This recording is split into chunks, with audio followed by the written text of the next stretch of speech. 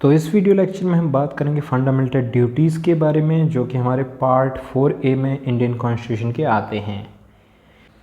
तो यहाँ पर फंडामेंटल ड्यूटीज़ बहुत इंपॉर्टेंट पार्ट है इंडियन कॉन्स्टिट्यूशन के बारे में। और कमाल की बात है कि no duties of the citizens were incorporated in the original constitution of India.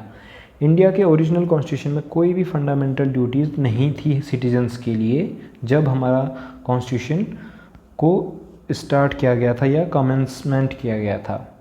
तो इन्हें कब ऐड किया गया, ये यहाँ पर सवाल बनता है। तो इन्हें ऐड किया गया था फंडामेंटल ड्यूटीज़ को 42nd अमेंडमेंट एक्ट ऑफ 1976 के द्वारा, और इन्हें रिकमेंड किया था स्वर्ण सिंह कमेटी ने। तो ये दो इंपॉर्टेंट चीज़ यहाँ पे ज़रूरी है कि इन्हें किस अमेंडमेंट एक्ट से यहाँ पे ऐड किया गया था और किस कमेटी के रिकमेंडेशन में। फंडामेंटल ड्यूटीज़ क्यों ज़रूरी है या क्यों यूज़फुल है? क्योंकि फंडामेंटल ड्यूटीज़ से सिटीजन्स के बिहेवियर को रेगुलेट किया जाता है ताकि वो all the spheres of the citizens, यानी हर स्फेयर में एक्सीलेंस की तरफ बढ़ सकें, यानी बेहतर इंसान या बेहतर लाइफ की तरफ वो बढ़ सकें। तो यहाँ पर कुछ फैक्ट्स हैं जो इनके बारे में आपको पता होने चाहिए फंडामेंटल ड्यूटीज़ के बारे में। जो आइडिया है इन फंडामेंटल ड्यूटीज़ का, वो यूएसएसआर से हमने उसके कॉन्स्टिट्यूशन से हमने इन्हें अडॉप्ट किया है। फंडामेंटल ड्यूटीज़ का आइडिया यूएसएसआर से इंस्पायर्ड है और इन्हें पार्ट 4A में ऐड किया गया है, जो कि एक सिंगल आर्टिकल के अंदर आते हैं, 51 आर्टिकल 51A। ओके, यहाँ पे सिंगल आर्टिकल के अंदर ये चीज़ें यहाँ पे हमारी कवर्ड हैं।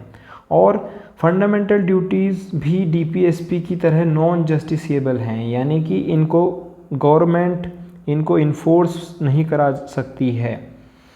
और फंडामेंटल ड्यूटीज़ सिर्फ सिटीजन्स को अप्लाई होते हैं, यानी ये सिर्फ सिटीजन्स के लिए हैं और ये फॉरेनर्स के लिए नहीं हैं।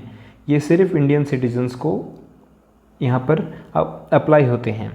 और टोटल हमारे पास 11 ड्यूटीज़ यहाँ पर फंडामेंटल ड्यूटीज़ हैं। तो ये नंबर ध्यान भी रखना आपको चाहिए कि कितनी यहाँ पर ड्यूटीज़ हैं। अब एक एक करके अब हम सारी फंडामेंटल ड्यूटीज़ को यहाँ पर पढ़ते हैं कि 11 जो हमारी फंडामेंटल ड्यूटीज़ क्या हैं।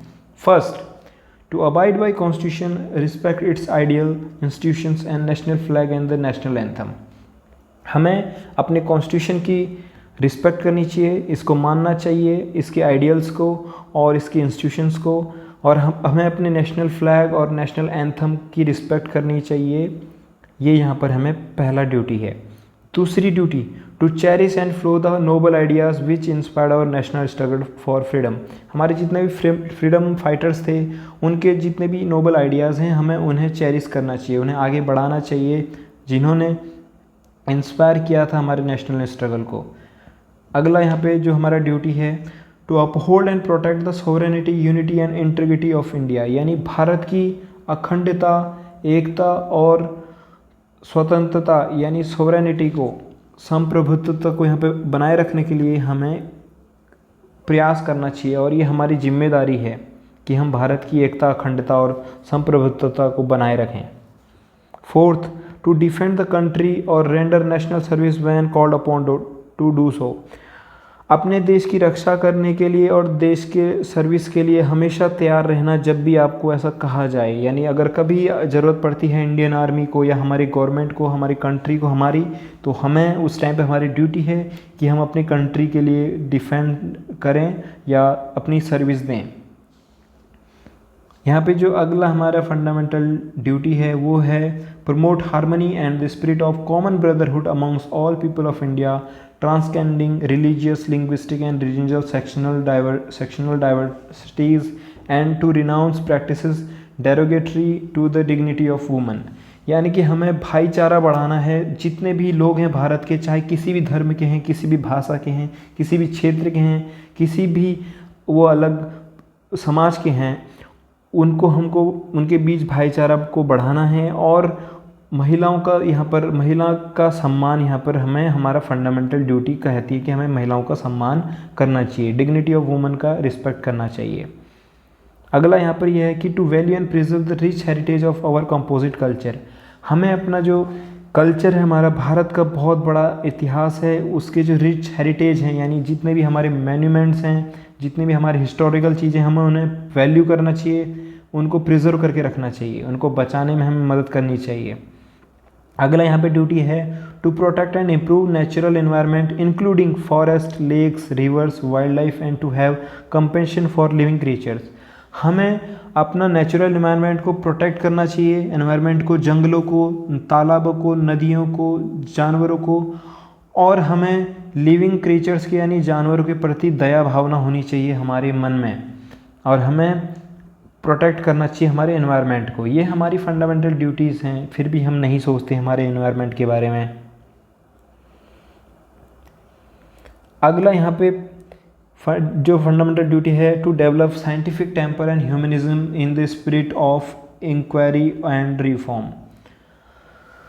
हमें साइंटिफिक भावना को डेवलप करना है, साइंटिफिक नॉलेज को, ह्यूमनिज्म को बढ़ाना है, और इसे बढ़ाकर और जितना भी इसमें सुधार हो सकता है वो करना है। 9th है to safeguard public property and to abjure violence, यानी कि हमें पब्लिक प्रॉपर्टी को बचाना है और वायलेंस को रोकना है। 10th यहाँ पे ड्यूटी है to strive toward excellence in all sphere of individual and collective activity so that nation constantly rises to higher level of endeavour and achievement.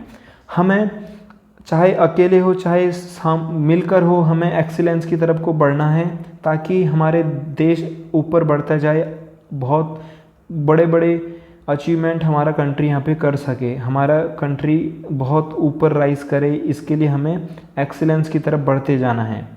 11th क्या है, एक ड्यूटी को ऐड किया गया था 86th constitutional amendment act of 2002 के through. ये यहाँ पे ओरिजिनली 11th यहाँ पे हमारे कॉन्स्टिट्यूशन में नहीं था जब 42nd अमेंडमेंट एक्ट हुआ था, लेकिन इसे 86 अमेंडमेंट एक्ट से डाला गया था। ये पेरेंट्स के लिए था या गार्जियन के लिए था, ताकि वो अपने बच्चों को अपॉर्चुनिटीज़ दें, जो उनके 6 से लेकर 14 ईयर तक के जो बच्चे हैं उनको एजुकेशन के लिए वो अपॉर्चुनिटीज़ दें, यानी उनको पढ़ाएं लिखाएं। ये हर पेरेंट और गार्जियन की यहाँ पे ड्यूटी है। और इसी के साथ 21A आर्टिकल यहाँ पे ऐड किया गया था, राइट टू एजुकेशन, और उसी के साथ ये वाला यहाँ पर फंडामेंटल ड्यूटी भी लोगों के लिए ऐड किया गया था। आई होप कि ये वीडियो आपके लिए बहुत हेल्पफुल रहा हो, आपको समझ आया हो।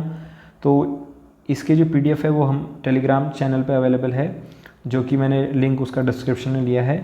और अगर यूज़फुल है, आपको ये लगा है, अच्छा लगा है, तो आप चैनल को ज्वाइन कर लीजिए, ऐसे ही वीडियोज़ आगे आती रहेंगी।